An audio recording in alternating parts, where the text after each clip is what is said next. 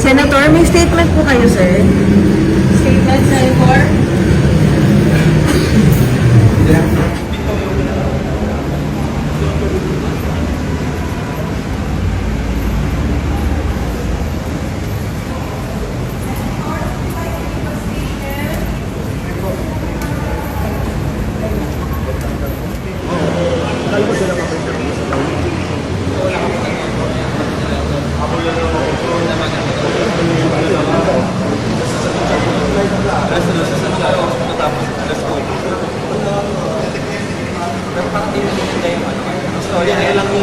Storya ngayon nag-start, pero with this negative continuous protocol.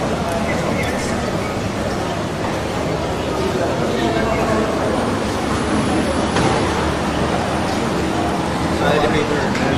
Joy.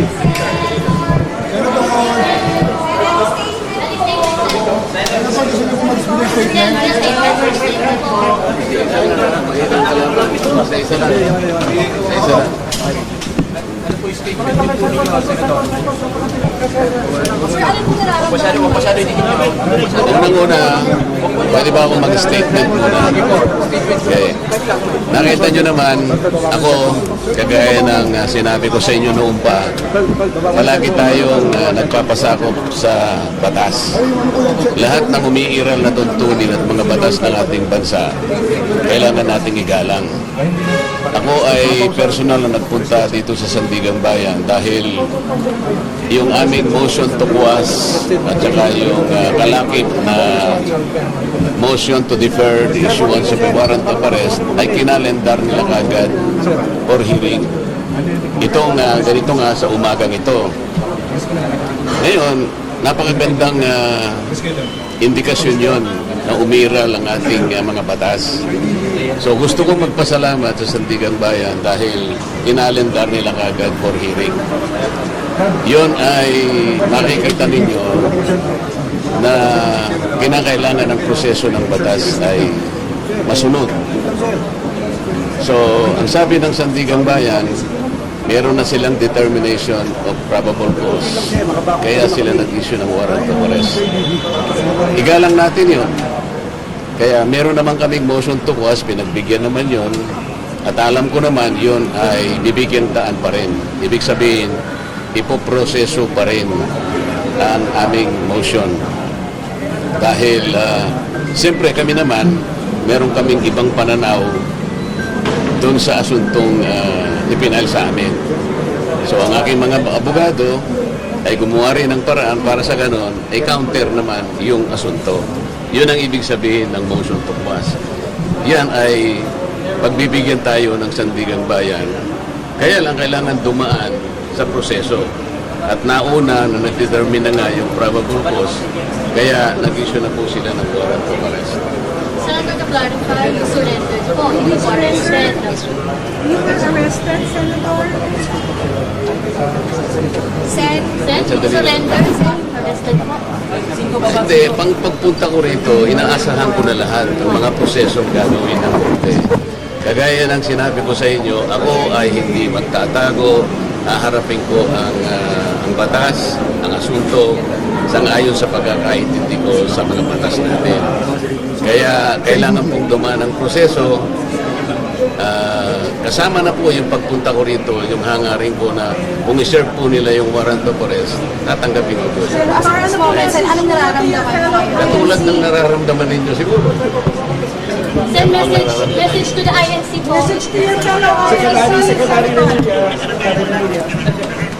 Sec, narinig mo ba sa camp natin si Senator?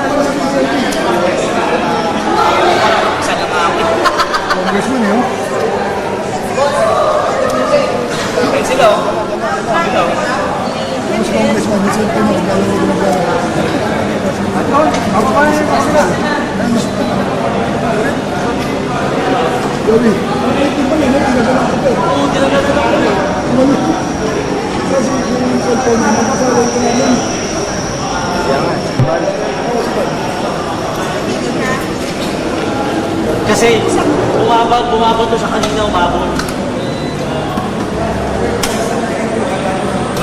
Ruben!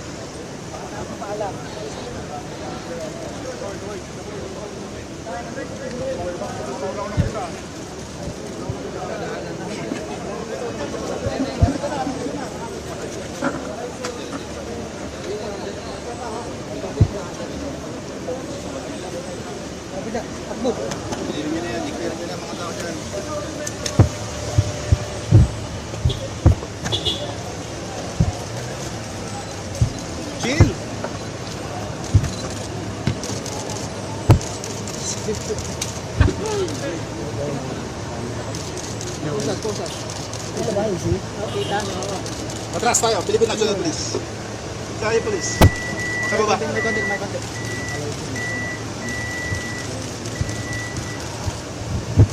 Mike? May konti, Mike.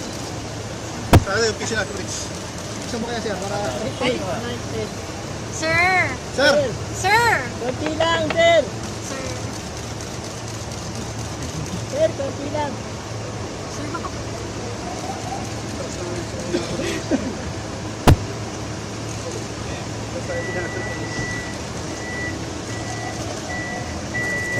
Maipit tayo ha, maipit.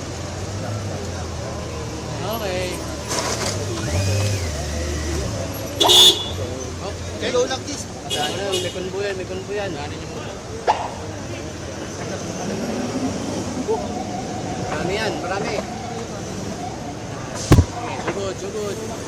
From sinabi ko sa inyo, palagi tayo kasama lahat ng pihira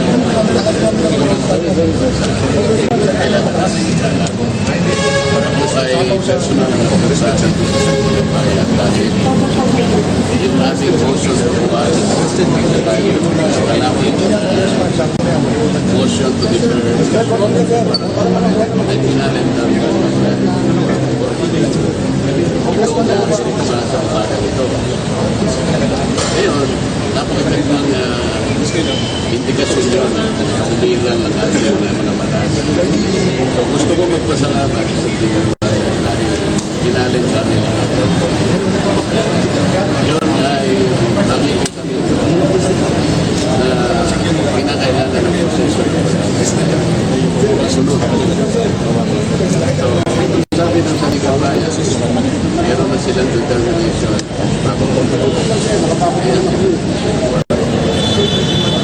igalan natin yun. Kaya meron naman kaming motion to was pinagpipil naman yun. Na alam ko naman yun, bibigyan kaan pa rin. Ibig sabihin, ipoproseso pa rin ang aming motion. Dahil, siyempre kami naman, meron kaming ibang pananaw doon sa asuntong ipinagsabi. aking mga abogado ay gumawa rin ng paraan para sa ganon, i-counter naman yung asunto.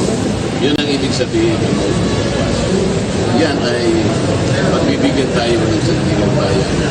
Kaya lang kailangan dumaan sa proseso at nauna pinagay yung Saba na kasi diyan sa kaya nagsusunod po sila.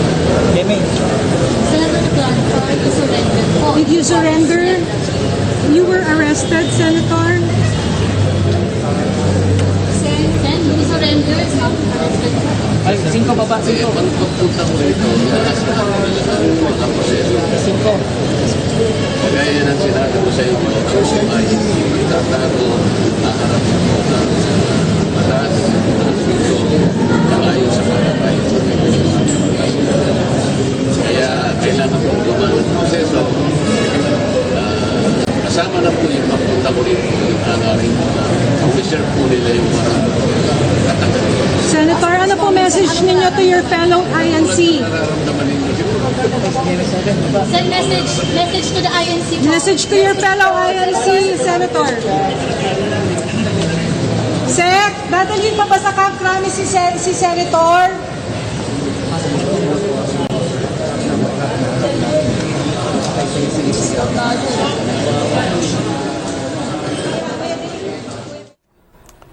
All right, Senator Rodante Marcoleta has been arrested for the non-bailable plunder charge over the alleged non-disclosure of the 75 million pesos in campaign donations. The Sandigan Bayan 3rd Division had earlier ordered